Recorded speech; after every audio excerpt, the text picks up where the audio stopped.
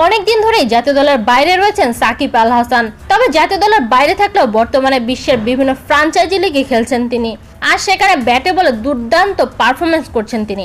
Global super লিগে Dubai ক্যাপিটালসের হয়ে match শেষ করে ক্যারিবিয়ান ম্যাক্স 60 টি10 টুর্নামেন্টে খেলছেন সাকিব। সেখানে মিয়ামি ব্লেজের হয়ে মাঠ মাতাচ্ছেন তিনি।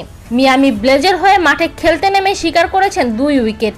বোলিং ও ফিল্ডিং এ দারুণ করা এই অলরাউন্ডার ব্যাট হাতে ইনিংস বড় করতে পারেননি, যার ফলে হেরেছে তার দলও।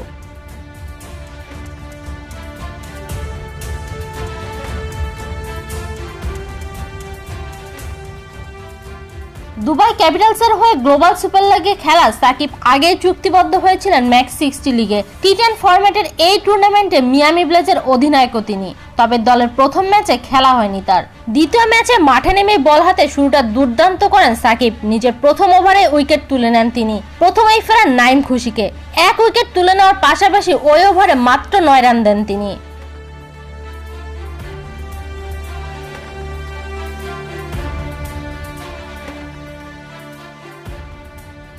এরপর নিজের দ্বিতীয় ওভারে আবারও উইকেটে দেখা পান সাকিব। এবার তার শিকার হন ম্যাথু ক্রস। ছক্কা হাঁকানোর পরের বলে এলবিডব্লিউ এর ফাঁদে পড়েন ম্যাথু ক্রস। সব মিলিয়ে সাকিব 2 ওভারে 19 রান দিয়ে 2 উইকেট শিকার করেন। পাশাপাশি একটি রান আউট ও একটি ক্যাচ তালুবন্দী করেন এই অলরাউন্ডার। টিওন ওয়েবস্টারের 20 বলে 29, ম্যাথু ক্রসের 12 বলে 27 রানের ইনিংসে ভর করে ফ্লোরিডা নির্ধারিত ওভারে 6 উইকেটে 107 রান সংগ্রহ করে।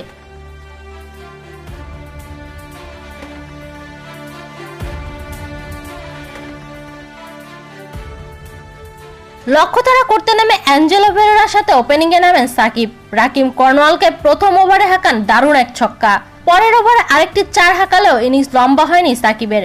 8 বলে 13 রান করে জনসনের বলে দুর্ভাগ্যজনকভাবে এলবিডব্লিউ হন এই তারকা। এরপর বাকি ব্যাটাররা ছোট ছোট স্কোর করলেও তা যথেষ্ট হয়নি মিয়ামির জেতার জন্য। 9 রানে হেরেছে তারা।